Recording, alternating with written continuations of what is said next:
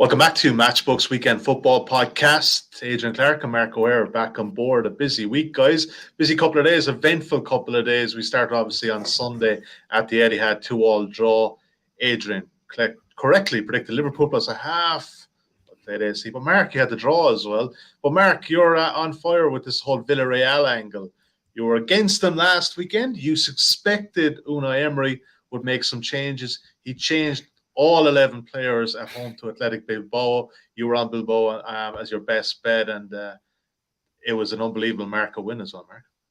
Yeah, I mean, probably we recorded Thursday morning, wasn't it? And Thursday evening, I think news started to filter out that Emery said he would make changes, but by Friday afternoon, the price had long gone. It had collapsed really in a massive market beat. Really didn't expect all 11 changes. I knew Pau Torres was suspended, but to change the other 10 as well was quite a bonus. Villarreal played pretty well in fairness, but Athletic are just that kind of team you don't want to play when you kind of got your focus elsewhere. And I think there's a similar angle to be had again this weekend in Spain, but we'll get to that later. Adrian Clarke, just before we get into this weekend's game, I just want to quote a tweet of yours from Wednesday night. If we didn't have nasty bastard teams like Atletico Madrid, football would be all the poorer for it, in my opinion. Takes all sorts. Fair play to City. They toughed it out well. Interesting game. Yeah, I loved it. I really did. We've got to have goodies and baddies in football. Yes. And I love, it's about stories, isn't it? And clashes of styles and it was a great matchup because and City, to their credit, showed real resilience to get their nose into the semi-final. But all of this nonsense, hammering Atletico Madrid, I think it's garbage. It's football. It's not a perfect way to play football. If we all played the same way, none of us would be interested in it. I think teams like Atletico and managers like Simeone add real colour to the game, and I think they should be embraced. Yeah, absolutely. Look, this isn't. It's not, ice skating. It's not, gymnastics. It is what it is. It's still football. It's still a man's game, isn't it? And you love to see that. Close to wrestling last night, I say. Well, that is fair. Yeah, absolutely. But look, I think it definitely got people talking, so we won't ever worry about that. We're going to cover this week, so guys, we're going to do the 2 FA Cup semi-finals. Premier League isn't terrific this weekend, but we think we found 2 games that are semi-worthwhile talking about. EFL, which is obviously on Good Friday this week, so lots of action in the lower leagues on Friday. And Marco's also got more European bets, and guess what? Villarreal are involved again, Mark. But when you're on it, and he's on this team at the moment. All right, let's start on Saturday from Wembley, Manchester City against Liverpool. Let's take a look at betting as we have it at matchbook.com. You can back City here at 2.6, Liverpool at 2.84, the draw available at 3.35. And it's a draw no bet handicap line on the main Asian line. That'll be here on site at 0.0 at matchbook.com. And obviously City are favoured in that one, as they're the favourites in the match. As 1.86, 2 3/4 is the total. 1.94 either side on Thursday morning. Mark O'Haire, start with you for this one. You predicted the draw on Sunday. Obviously that early goal, Liverpool goal in the second half, got us there in the end. Again, this is a tough one to call. I mean, look, team news here is crucial. And look, we're recording on Thursday morning. We're not privy to it at this stage, of course, but it's going to be crucial. But I think you're going to similar angle from Sunday, yeah? Yeah, I think so. Really looking forward to this. Last weekend's match was a real classic. Hoping we get something similar at Wembley. And just happy to go down a similar route, really. I'd be pro-Liverpool, but I think the draw is probably the angle I'd be keen to take because of the price, which we talked about last week. It's just it's the biggest of the 3, and I think it makes total sense when these two are playing. I think City showcased why they are the highest rated team in the world last weekend. I did slightly question the pre-match prices, but happy to have been proven wrong. They still have that very slight edge over Liverpool and showcase that. But, I think that's displayed in the prices again here, because if these 2 teams were rated equal, it would be about 2.7 each of 2. But City have been drifting since Wednesday night because of what happened in Spain against Atletico. I don't expect Liverpool to be quite so jittery in defence. I think they made more mistakes than I can ever really remember in a match last weekend at the Etihad, and they were second best, but they showed great character. And I think they still have that firepower. They've still got a fully fit squad, and they have had the better and easier midweek, you'd say. And that is an advantage. This game's taking place on Saturday, both involved in Champions League duty. City have to come back from Madrid after a really testing tie where they picked up injuries. De Bruyne and Walker, two big blows, and Pep, possibly a bit of hyperbole from his perspective, but saying they're in big trouble for Saturday. That's obviously a bit over the top, but having Ruben Dias on the bench will probably help because he could come in.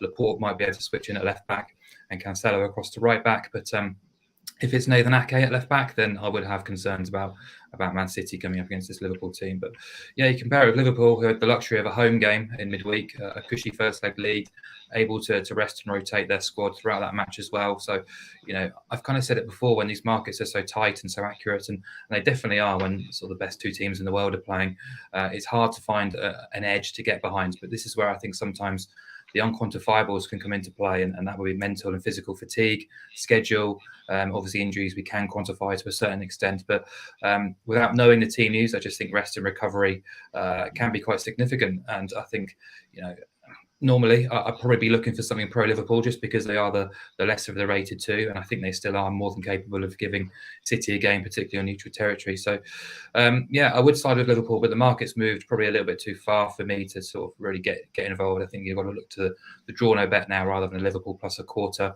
I can see this going to extra time, though, and that's why I think that the draw is a big runner again at 3.35.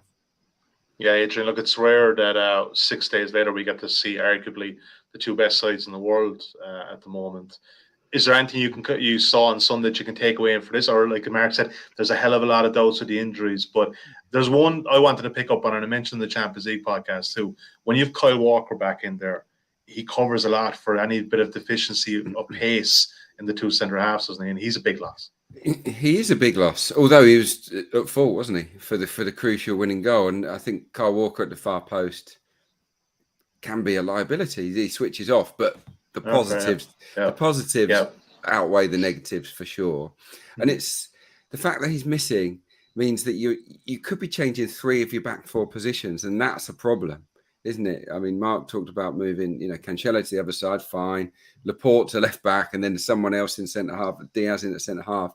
That's three of the four moved, and that's not ideal. Which is why I might expect Ake to get the nod actually, and for who knows what Pep would do, because we don't know the fitness level of Ruben Diaz, do we? But if they are weak at left back, then Salah, who looked really good, I thought, in that second half, back towards his best, he might have a really good day. On a slight negative, I am leaning towards Liverpool, but on a slight negative on their front, they haven't been great at Wembley. I don't know whether this counts for much or not, but they've not won in any of their last six at Wembley Stadium in normal time. They've gone on and won, obviously, on penalties against Chelsea, but they've not turned up massively at the National Stadium. So that's one thing to consider. I would have been on City had the injuries not occurred last night, had it not been such a bruising game as well, and had Liverpool not made so many changes. I mean, to rest 7 is a huge advantage, and you look at their bench for the weekend, potentially Liverpool's, and it will be significantly stronger than Manchester City's. And if the game is going to be decided late on in the second half or in extra time, then I think Liverpool have the advantage. So not much to choose between them. I thought City with a slightly better team on Sunday. I love the fact that neither manager looks to negate the other one's strengths. It's all about exploiting possible weaknesses. That's what I love about this rivalry. And I think it'll be more of the same. But City's fatigue would concern me enough to leave them alone. Obviously, the draw is a great shout. And Mark referenced this, but my selection would be Liverpool, draw no bet, even money. I mean, it's not very often you're going to get Liverpool draw no bet on even money, and I think that given the circumstances, given how evenly matched these two sides are, if there is an edge to be had physically, I think it might be Liverpool. Yeah, look, we got Liverpool plus a half a goal on Sunday, but look, obviously, that was a full strength Man City side. They're not here. Liverpool 0.0 is 2.02. Still odds against Matchbook.com. I'm going to take that as the bet there. Obviously, love the draw. I'm not going to turn anyone off. They're very similar bets anyway. Mark made a good case for there, and it's currently 3.45, which is nearly 5-2 in fractional terms. All right, we move on to Sunday's semi-final, Chelsea against Palace. It should be a good game. Palace in great form as well. Chelsea coming off that roller coaster at the Bernabeu. Current betting at Matchbook.com, 1.59. You can back Chelsea. Palace is 6.4. The draw available at 4.0. Palace getting a full goal start at 1.84. And, if you're back on that the last couple of weeks, you're making money on that market. At 2.5 is the total, and it's 193 either side. Again, that line will definitely improve closer to kickoff. Is about 3% over in that currently. Adrian, look, I think the lads, Chelsea, I thought they were outstanding. Like, up until that Modric passed, I thought that was one of the best performances, even in the Tuchel regime and the last couple of years. And there's been some really good ones, but they were exceptional. But that's got to take a lot out of them, Adrian, right? Yeah, it would. Yeah, it will take a lot out of them. They've had that extra day to recover, so they'll be back in training today at Cobham. They'll be eager to go. I would go further. I think until that Modric pass, which was just an absolute masterpiece, wasn't it? It was just beautiful. I think it was one of the best away European performances I've seen from an English club in many seasons. I just thought it was brilliant tactically. The confidence in the way they went about it, the mentality, the no fear. They're in the Bernabeu. It's absolutely rammed, and they played, like they owned it. And I think I tweeted something similar that they've owned Real Madrid in the game, and I think they were very unlucky to not go through on the night. Obviously, they've got a slight fragility there in the air. That much is seen. Little high balls put into the box, like headed finishes. Then they've conceded a lot of headed goals of late, haven't they? Benzema has contributed most of those, but other players have chipped in too. They've looked slightly weak when balls have been put in the box. And who have Palace got up front? They've got Mateta, who I think is very good, actually. One of the more underrated newbie strikers in the Premier League. I think he's done exceptionally well of late, and he can rattle any centre half in the division. But yeah, it's just the precision of Chelsea. Really, the way that they move the ball around is very, very smooth, and it's efficient. And I think ultimately it might be too much for Crystal Palace on this kind of stage. Tyreek Mitchell is the one, isn't he? Is he going to be fit or not? I think there's a race against time there. How good is he? I kind of didn't realise until recently how solid Tyreek Mitchell is at left back. You saw him for England. I saw him at close quarters against Arsenal and in a couple of other games. And he's so good. And if he's missing, that's a real blow for them. And there are injury doubts over a couple of other players as well, I think. So, Chelsea, they're used to Wembley.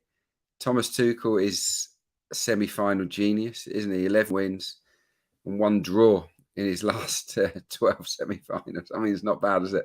I don't think his teams have barely conceded a goal in semi-finals. So whether it's been here or elsewhere, so I have to lean towards Chelsea in a tight game. Vieira's a good tactician. He can keep things very even and competitive, like he did at Selhurst Park recently. But I think that Chelsea, on this kind of stage, having gone out of the Champions League, they'll have that renewed focus. Right, what's our season about now? We've pretty much got third. It's about winning the FA Cup. Yeah. And I think that they've got a great chance to do that. They've got the best semi-final draw. And I don't think they'll blow it. I think this will be a 1-0, 2-0 type of game. Maybe 2-1 at the most in terms of adventure. So my selection here would be Chelsea in under 3.5 goals.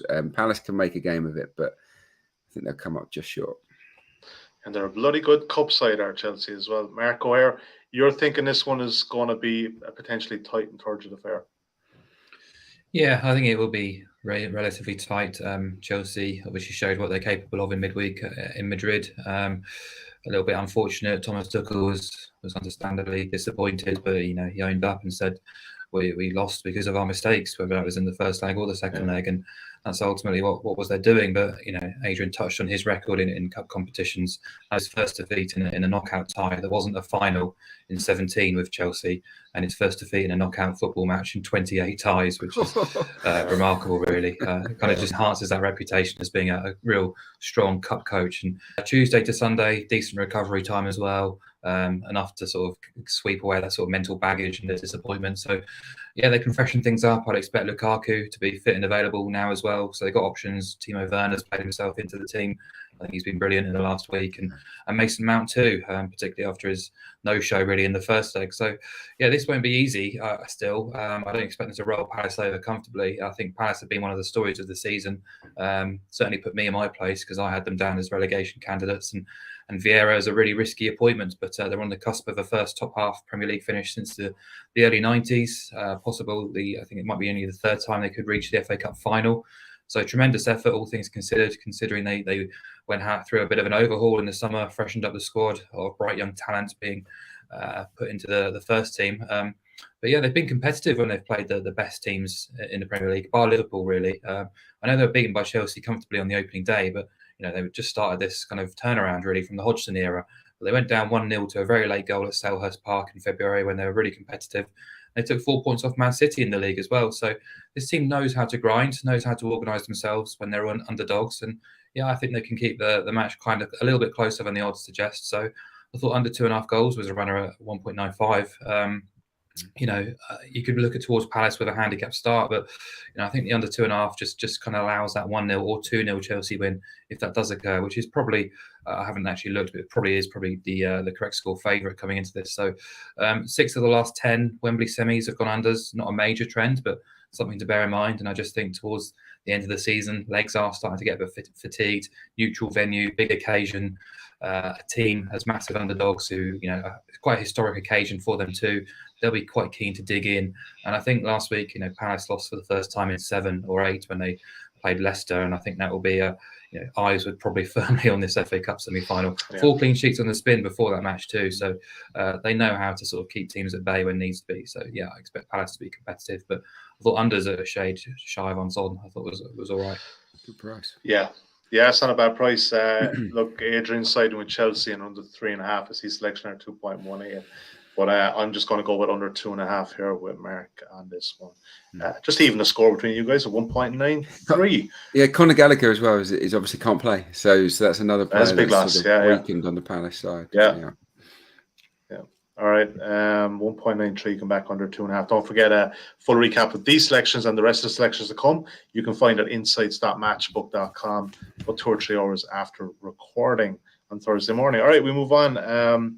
Again, Mark, I always ask you guys for pick one Premier League game as well. You found it hard this week, and the one we're looking at next, Newcastle against Leicester. But if you picked it, there must be some bit of an angle there. And you're currently back, I hope, 2.32. You can back Newcastle, 3.4 Leicester. That's a big price, isn't it? Draw available at 3.45, 2.2. You can back both teams to score no there. I'm not totally sure where they're running in there, but I'll just take a look at the main goal line in a second. Mark, what are you making of this one? Where's the edge? Again, a tricky Premier League slate. Not a lot jumping out of us. Yeah, there's not. I'm going to actually be pro Newcastle in this match. Okay.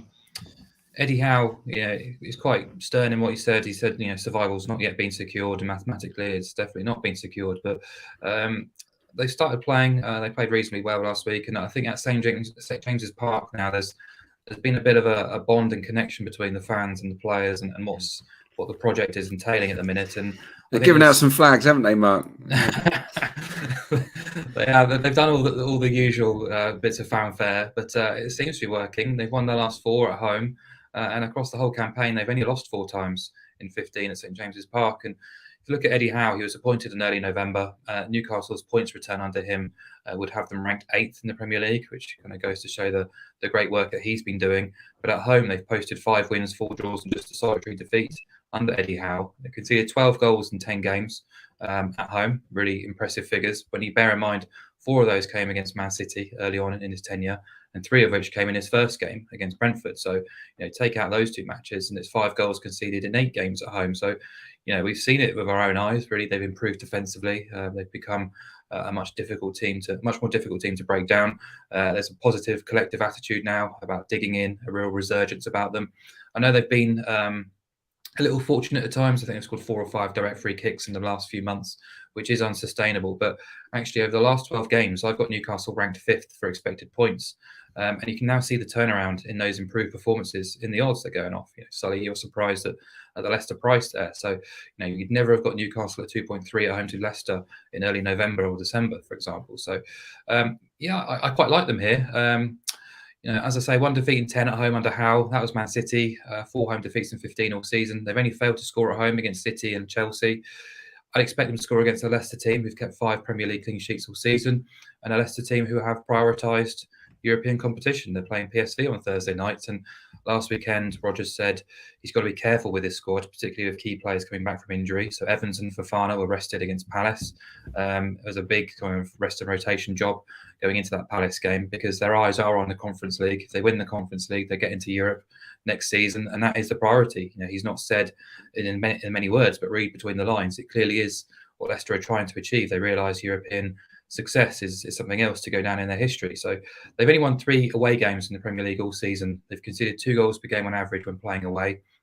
The only team they've stopped scoring on their own patch is Burnley, who are, as we all know, are probably one of the worst attacking teams in the league. So I think Newcastle have got a great opportunity here. So I'm going to back them -1/4 at even money.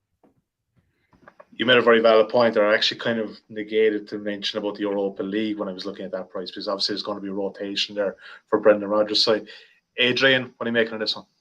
Well, depends what happens tonight, doesn't it? It might go out. Yeah. In which case, that's it's kind of irrelevant, and not sure when the next round of the Conference League will be. I'm pretty sure it wouldn't be next Thursday, but yeah, there'll be changes. Yeah, there'll be changes, I'm sure, at the weekend. Might not be his first choice 11, but look, they're on their best run of the season. That's what I'll say about Leicester. 4 wins from their last 6 games. They've not put together that run at any stage of the campaign. Yeah. 4 and 6 is sort of uncharted territory for them this season. I think Vardy's on his way back. I think might be involved at the weekend. He's certainly close. And I think they've got some players that are playing pretty well. They do have a very good record against Newcastle for people who are interested in historical stuff. They've won, I think, 5 times in a row at St James's Park. So it's a kind of lucky ground for them. Mark's bang on about Leicester can't keep clean sheets. I know that they've got the big guns back at the back, but they don't keep clean sheets on the road. They've only failed to score, by the way, twice in 14 away games. So they're always worth a goal. Leicester City on the travels. Newcastle have only failed to score at home 7 times in 31 games. Most of those were prior to Eddie Howe's arrival, as Mark's just explained. So I'm leaning towards both teams to score. I don't know who's going to win the game, is the bottom line. Because I too am impressed with Newcastle. I watched the Wolves game and they were really controlled and kept them at arm's length very nicely. It wasn't a game that you'd remember particularly, but they were good. But Leicester are a good team, and I think that they're the 7th, 8th, 9th best team in the league, even though they've had an off campaign. But you look at the both teams for score stats. Leicester lead it, 66% of their games. Newcastle are 3rd, 61% of their games features both teams scoring. So that was my pick here. But I see exactly where Mark is coming from. I'm just a little bit less because I rate Leicester. I think they're a decent team. Yeah, both teams score currently available at 1.76. Mark's selection there Newcastle -1/4. That'll appear at matchbook.com. Newcastle -0.0/0.5. And if you're a regular listener or viewer, you will know that's how it's worked out. It's half your bet at 0.0. Go on, Mark, over. I was just going to say, I'll just caveat it as well. I based that selection on the assumption that neither Fofana nor Evans will play, just based on what Rodgers said last week going into the Palace game. Obviously, if Rodgers picks both of them, which I'd be surprised if he does, then I would not be back in Newcastle minus a quarter. I'm just assuming you've got the Clown Syunshu at centre half with probably a Mate as well. So I actually miss difference, isn't it? Yeah. Well, say some nice things about Syunshu there. Missed that. Now that the two guys are back, we just missed those rants. I'll tell you who is good. James Justin's good, and he's come back in and he's strengthened big time. They're just it is a hard. It's probably a wait and see what happens tonight with Leicester at PSV and in regards to who comes out of that one fresh and fit and ready for selection. Because Mark makes a good point. If they leave their two best centre halves out, then it does swing it towards Newcastle. But I still think both teams to score. If I was going to put on a bet today, I think, before team news, I think both teams to score is maybe the best one. But if you wait, then Mark's one I think comes very much into play. It's a bit of a gamble in itself, isn't it? The waiting game. But I think, I'll be honest, just looking at that market, I think it's built in a kind of middle of the road kind of stuff that Leicester will rest a few. So I'm going to, because it's his game of choice, Mark, I'll side with you here, Newcastle minus a quarter. Adrian's game of choice, next up. Adrian, I thought you were unlucky last week with your best bet under 2.5 with Arsenal and Brighton. Brighton here as well. They're staying. Well, I presume they didn't stay in North London, so I down the road. But Tottenham, you come back here 1.58. Brighton is 7.0. The draw available 4.4. Brighton getting a 1-goal start here at 1.93, and you come back Tottenham -1, just under even money at 1.99. It's the exact same goal line. AC 2.5, and a slightly shade towards the over. They were good last week, and we flagged it up that they're better on the road than they are at home. But this is maybe a bigger test than even the Arsenal. Tottenham are in just great form right now. Yeah, exactly. Yeah, I think Tottenham's forward line would test them maybe more than Arsenal's did. I was unlucky. I'm going to say it. I was very unlucky because you nailed the Arsenal side of things. You said that they were going to struggle, but you didn't fancy that Brighton was going to score 2. And they didn't create much. And Ødegaard's goal was kind of long range, deflected. The 2 Brighton goals were unbelievable, real high quality. You look at the XG for Brighton in the game, it was 0.77. So as well as they played, they still didn't carve out clear opportunities. They brought their shooting boots, and full credit to them. They were excellent. And Wepu was fantastic. Absolutely brilliant with and without the ball. Cucurella, I talked about Tyrick Mitchell earlier. Cucurella is pound for pound as good as him, if not better. I think both those guys could get moves this summer. They kind of deserve it. This is an interesting game because Brighton will come out of the Emirates one with real confidence. I do rate Potter. I think that he will find a way, or certainly have an angle as to how to stop Kane, Sulusevski, and Son, who are on fire. A little bit like Brighton, though. I feel like Spurs are scoring more goals than their all-round play merits. I think that they are being lethal, really lethal at the moment. They're not dominating teams. I don't think they're the perfect team by any stretch, but they are on quick transitions. They're absolutely deadly. Now, is that sustainable? I don't know. Maybe it is with those guys, but maybe it isn't. Maybe they're just in a hot streak at the moment, Tottenham Hotspur. I certainly don't think they'll go until the end of the season without slipping up. And you look at the Villa game as well. I mean, Lloris was very, very busy, wasn't he, in that first half? Without his heroics, then Villa could have been right in that game. So I give Brighton a chance, but ultimately the form of Spurs is so strong that I would expect them to come through here. It's a big ask, isn't it, for the Seagulls to go back to back at Arsenal and Tottenham Hotspur. So yeah, for me, it's a game where Spurs will win it, but it will be competitive. I'm looking at the classic under 4.5 goals market. 2 of 31 Brighton matches have exceeded 4 goals this season. 7 of 31 for Spurs. So even though they're scoring a lot of goals under Conte, I can't see them scoring 4 against Brighton. They're a pretty solid team. So yeah, for me, Spurs to win it because they are the better team, because they are in good form. but for it to be low scoring. So Spurs and under 4.5 is my pick. 1.89. And even a 4-0 win gets you up, basically. That can happen too. Or even 3-1. Lot of score lines there on site. Mark, in agreement here in terms of Spurs, maybe a slightly different way in, but you're in agreement on Tottenham. Yeah. I mean, I had under 4.5 in. I changed it to over 1.5 goals, just because I think it gives you a little bit more freedom, but similar prices, similar angles.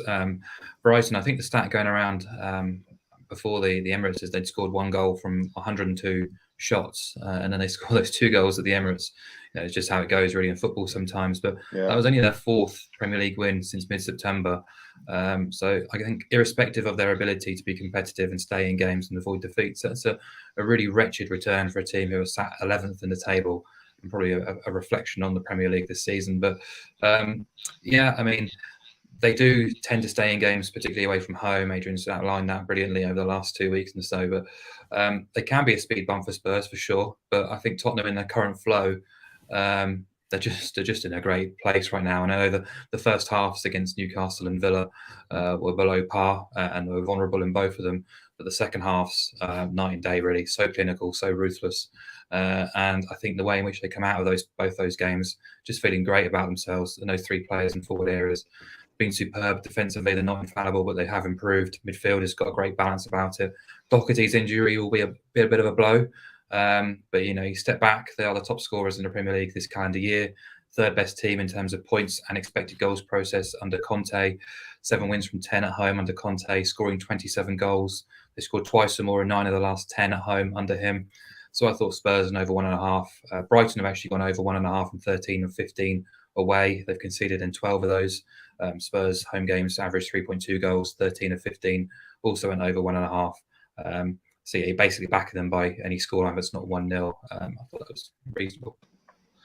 All right. Look, they're very similar cases. Adrian, I'm going to see to use your game of choice as well. Spurs and under 4.5. And you can go the other way. Spurs and, like Mark said, Spurs and over 1.5. We could all land in the middle anyway, somewhere in between.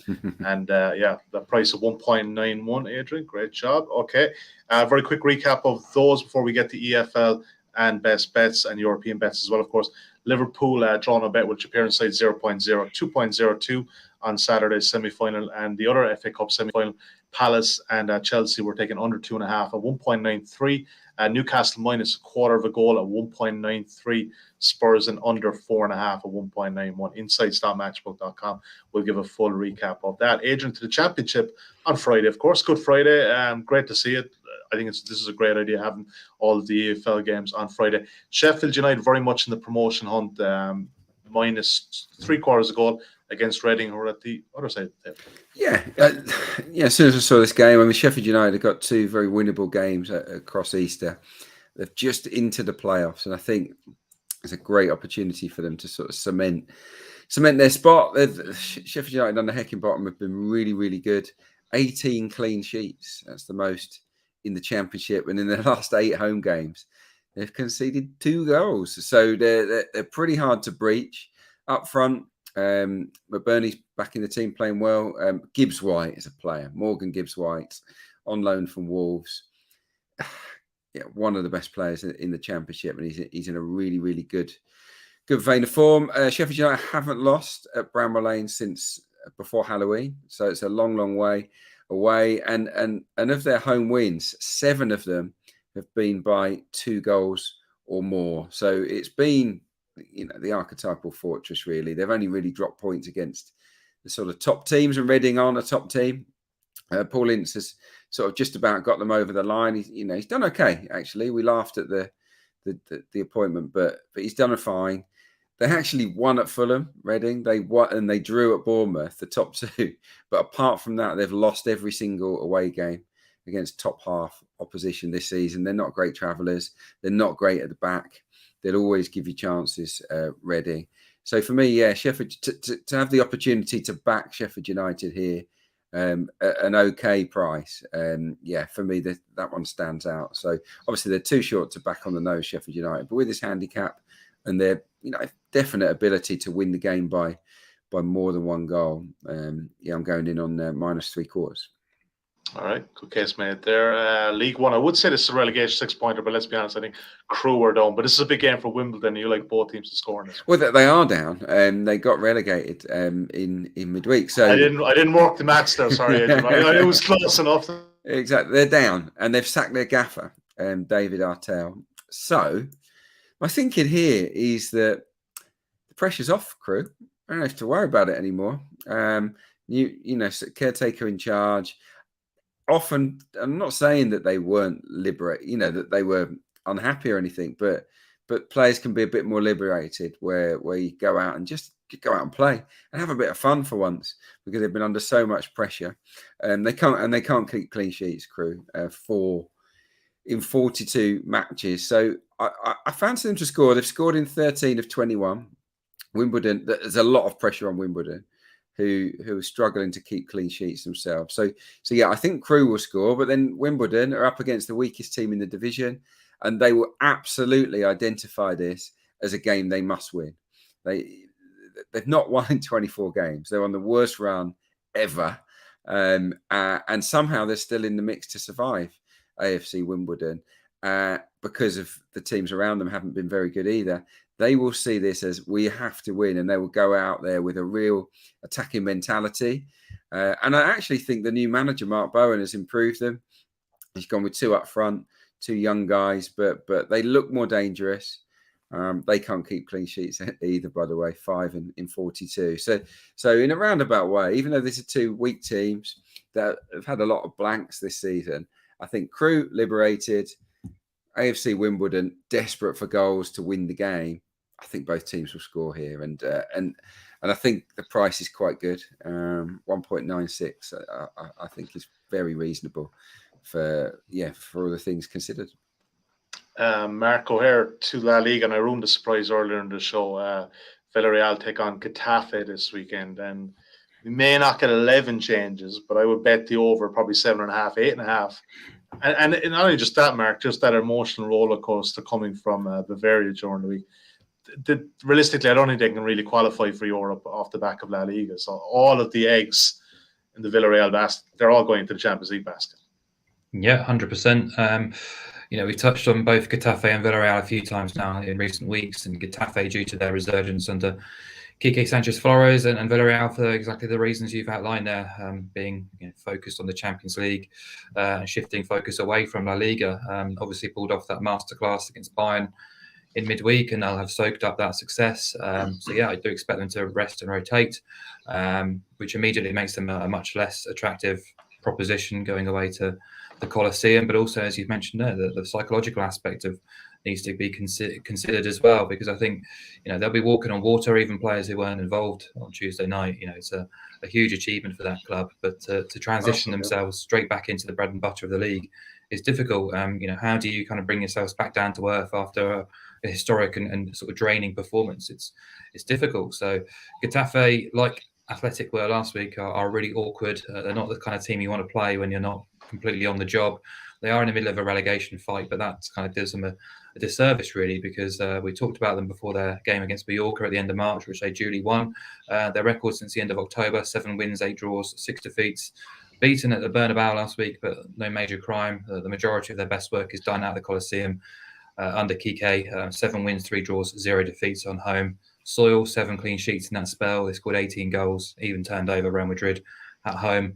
But yeah, they're just the artists at keeping things tight, competitive, kind of mini Atletico, if you like, pure S houses when they need to be as well. So it's going to be a difficult task for Villarreal. I've got Getafe ranked 8th on expected points over the last 16 games, which is kind of testament to their turnarounds. They're 9th in points earned under Quique. They've got the 3rd best defence in that sample as well. At home over the last 10 games, nobody has a better points per game record than Getafe in La Liga. And on the flip side, Villarreal have only won 3 away games all season. Their most recent 3 away games lost 2-0 against Levante, Cadiz and Osasuna. So 2 of those are relegation candidates. One of them's slap bang in mid-table. Across the whole campaign, they average 0.87 goals per game when playing away. They're not going to have a huge amount of change against this Getafe team. So I'll back Getafe plus a quarter at around 1.8. This is only going 4 in a row for these Villarreal ones, Mark, so hopefully we want to jinx it by even saying that, of course. Before we get to best bets, guys, I want to tell a few folks about the new sign-up offer we introduced last week at Matchbook.com. It's a £30 offer. This one, it was 20, but we're upping the stakes to £30, and that is money back. If your first bet loses, use the bonus code INSIGHTS30 when signing up. That's INSIGHTS30 when signing up. You can check out the full terms and conditions at insights.matchbook.com. Also, while you're there at insights.matchbook.com, I've been working on a piece, price comparison versus our main competitors. Matchbook invariably is best price on the vast majority of football games. You can check that out. The proof is in the pudding there. All right, we get the best bets. I'm going to have an enhanced double here. I can see now on my screen, opposite screen, podcast special is already up. Adrian, explain this one to me. Forest Green to win at Barrow. There are currently 42 points between these teams. Why are we getting the odds against her? Are there injuries for Forest Green, or is this a bit too good to be true?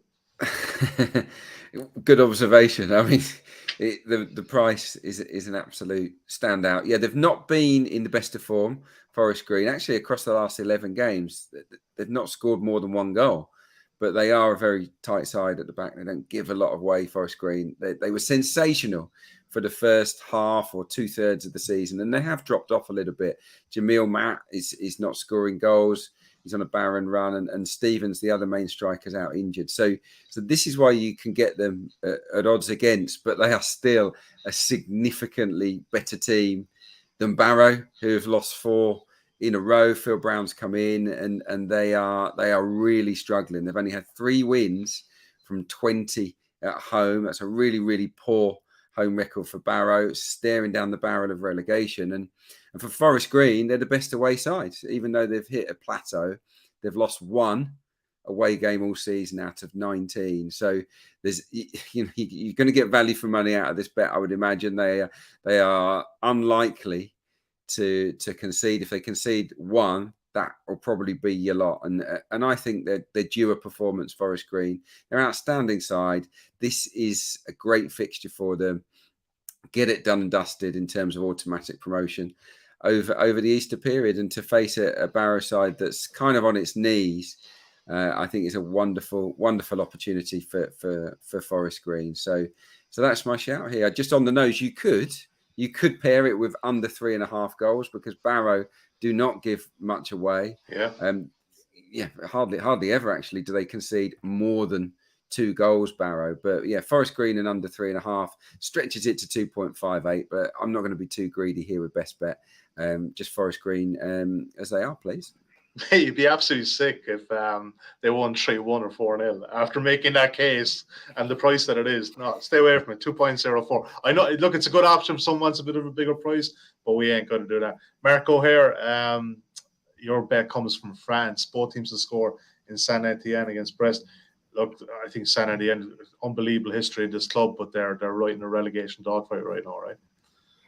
Yeah, they are. There's quite a few options, nice options from the continent, but I've chosen this one because I think the propensity for a goal-heavy game is quite strong, really. And yeah, Saint Etienne, huge pedigree, 10 times French champions, but massively in the mire at the minute, and they've had a really sort of tumultuous campaign, a coaching change, off-field distractions and takeover talk, and players just haven't performed really, but they have shown a bit of life in the second half of the season since the coaching change. Pascal Dupraz has taken charge, but they're still now just they're in the automatic relegation place, 1 point from safety, but also 1 point away from automatic relegation. Only 6 wins and 31 across the whole campaign. Second worst defence, I think, tells its own story. And last Friday's game against Lorient in a 6-pointer at the bottom, bit of a shocker really, stormed into a 2-goal lead and then ended up just collapsing. 6-2 they lost, and it was kind of remarkable to watch and see the players just lose themselves in the second half. And Dupraz, a very emotional coach, you may remember him. He went viral for sort of engineering Toulouse's great escape a few years back, and there's a video of him sort of doing a team talk before the final game of the season. He was brought in because of his emotional connection with players, and he described it as a collective catastrophe. He was very critical of his players' attitude, so I'm expecting a response. They're back at the Geoffrey Guichard, a big home stadium with a big loyal following. And also they'll be boosted by the return of Wabi Kazri from injury. He's a big player for Saint Etienne. But they've scored in 13 of 16 home games, which is no mean feat for a team struggling against the drop. And I expect them to score here because Brest have managed 5 clean sheets in 31 all season, just 1 of 16 away from home. But they're coached by Michel Desakarian, a very front foot coach. Had quite a successful spell with Montpellier before joining Brest in the summer. The same principles have been running through the current team now with Brest. Like to play football on the front foot, attack teams. And yeah, away games for Brest have been quite entertaining too. But over the course of the campaign, they've scored in 25 of 31 league games. I mentioned those 5 clean sheets. It's meant that they've had a BTTS hit rate of 65%, which obviously kind of plays into their carefree manner. And actually, Saint Etienne have also got a 65% hit rate for both teams to score. So they've basically got 2 of the top 3 in terms of both teams scoring, meeting each other. But actually, if you drill down to the home and away records for both these 2 teams, Saint Etienne, 12 of 16 at home, have seen both teams scoring. Brest, 12 of 16 away, have seen both teams scoring. So 75% hit rates when you sort of drill down to home and away, whereas the market is saying there's probably around a 52% chance of this bet landing. So yeah, Saint Etienne team who have to come out and attack and have to start winning points. Can't defend for anything to save their lives really, and a Brest team safely in mid-table, pressure off, like to play front foot football anyhow. I think they've got the makings of a really good game. This. You're muted, Sully. You go 45 minutes during a broadcast. You do your last couple of lines and you mute yourself. Podcast best bet double, Forest Green and both teams to score in Saturday end versus Brest is 4.0, slightly nipped to 3.95. But looking at the odds checker grade, that is still a massive standout. If you see that price better elsewhere, please do let us know and we will top it up further on Team Matchbook or at Sully Matchbook on Twitter. Adrian and I are in a rush, so we're going to wrap it up. Happy Easter to all. We'll be back in the next couple of weeks. Adrian, you're away next week, but it'll just be myself and Mark. We'll survive without you, but we'll see you the week after. Have a great Easter, guys. Best luck with your bets, and we'll talk to you next week.